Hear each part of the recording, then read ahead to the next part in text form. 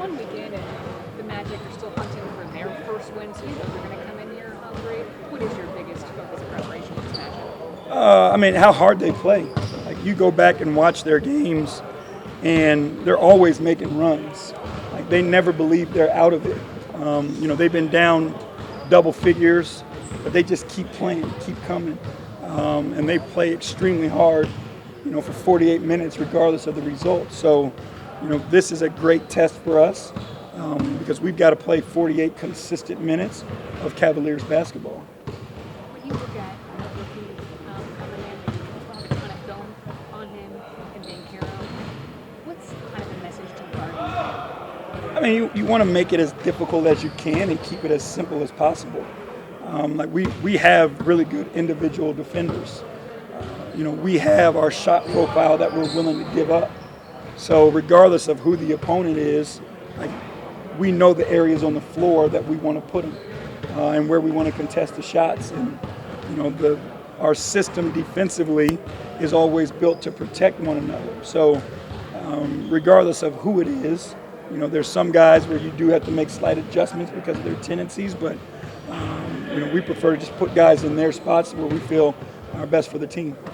J.B. Go ahead. How is Darius progressing? He's getting better. He's doing stuff on the floor now, breaking a sweat. Just again, time will tell how far the swelling goes down, how quickly. Do you expect to recover tomorrow or no? I don't expect to be there tomorrow.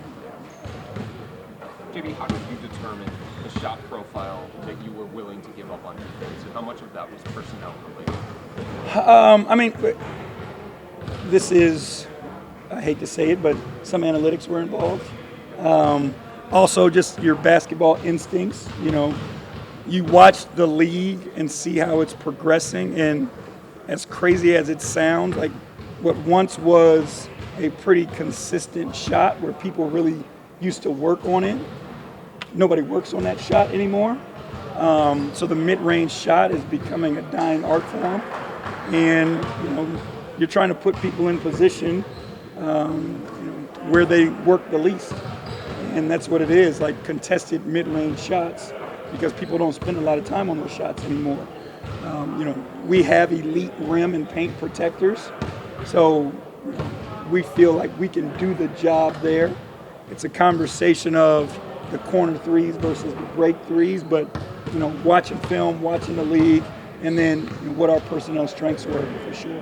Have you noticed in the first few games, and I know small sample size, first few games, but have you noticed opposing defenses taking a different kind of approach against Evan when Evan's on the offensive end? I wouldn't say it's a different approach yet. It's been what their systems are, more switching that we've seen, and again, it's Toronto, that's what they do, right? Chicago, same thing. Like, more of these teams are just switching, which you see it in the playoffs. And I think it happens early in the season for a lot of people because, well, this is what we're going to do in the playoffs, so let's do it now. And then you figure out if your personnel can or cannot do that. So I think it's pretty similar and pretty common for this point in the year, and we'll just see how it progresses.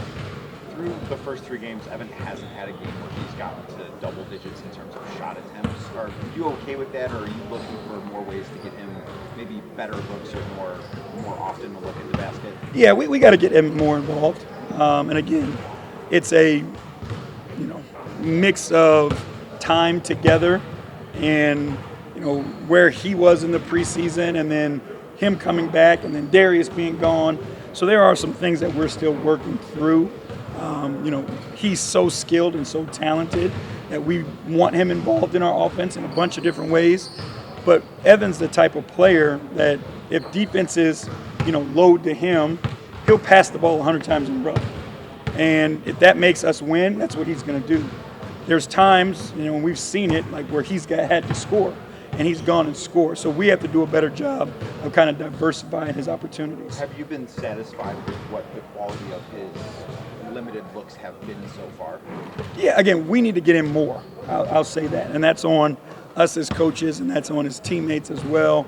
Like, we have to put him in more positions But again, it's not the number of shots; it's the quality of the shots that he's getting that's our focus. And how much has Chetty's, I guess, lack of hesitation in shooting when he has the ball opening up the offense for everybody else spatially? I mean, he's a threat, and when the ball's in his hands, eyes are on him. When he's on the floor, people don't want to give him open looks, so they gravitate to him, which creates separation and spacing for everybody else. He does such a great job of moving without the ball instead of just standing in one spot that now the defense is watching a moving target, and whoever has the ball or whatever actions we're running, has more opportunity to go to work also. When you're watching Evan, it seems like he looks more fluid just going to the bat. Do you notice that since he started practicing and everything? Yeah, I mean, it's something that we saw even in the summer. He's growing into his body. It's at 19 years old, 20 years old, 21 years old, with that size and length, that's not easy to do. It's not easy to be fluid and be coordinated, and that's only going to continue to improve. He was a freak at 18 or 19 to be able to move the way that he could, and now that he gets stronger, more used to his body, so to speak, it's only going to continue to get better. When he's on the block, I've just noticed a lot of times he likes to put the ball on the ground. Is there an emphasis on him trying not to do that, instead go to another move where he can just put it up? No, because it depends on where he is on the floor, right? We feel he has advantages. He's really, really good in his face-up game in the post because he can put the ball down and get to his spacing. So it's a combination of things of reading the man who's guarding him, reading the next guy that's in front of him, and that kind of dictates what, and how he should operate. One more thing about Jetty. Does he just have a natural gift to go to the basket? The fast break, he does it so, rhythmically. Right. He has the ability to be fast and under control.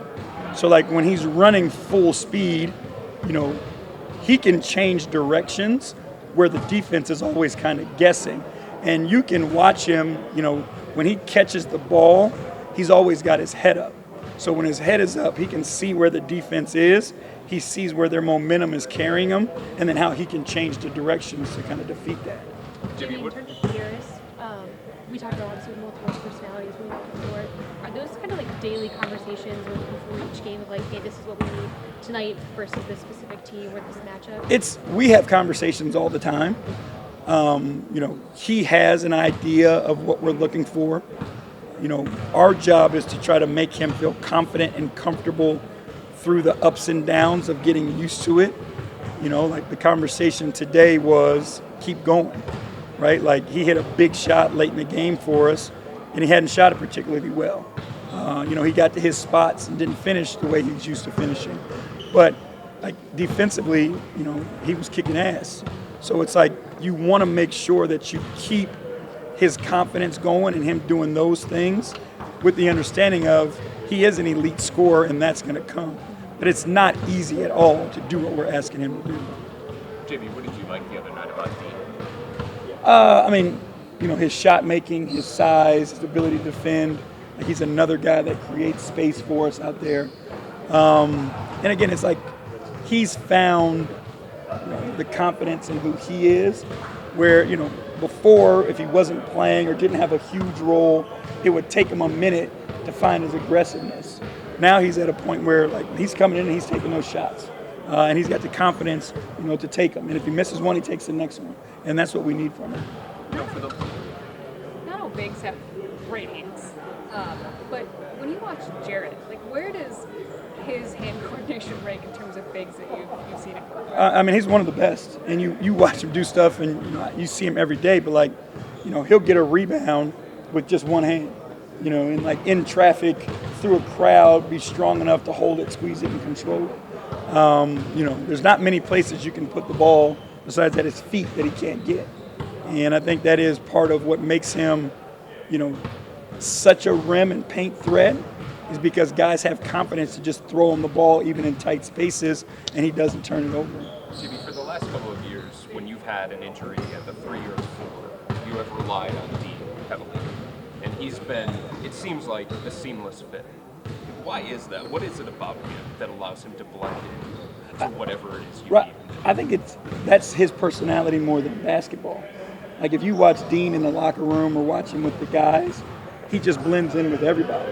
It's fun to watch because it's like guys from all different walks of life love Dean, and he can have a dinner conversation with Kevin, with Donovan, with Darius, with Evan, with Jarrett, like with Ricky. It doesn't matter, and you just see him, and that's kind of his personality, and that's who he is as a basketball player. And the thing with him is like he's consistent. You know what I mean? Like his emotions don't get too high or too low. Like, and when you're that way, it's easier to fit in, with the rest of the group. How is the rehab process for Ricky going at this point? It's going well. I mean, you guys, see him here now. He's starting to do more and more with the team, which is awesome. Like, the guys, cheering for him, pulling for him, just to see him to be a part of it. So he's, again, progressing and heading in the right direction.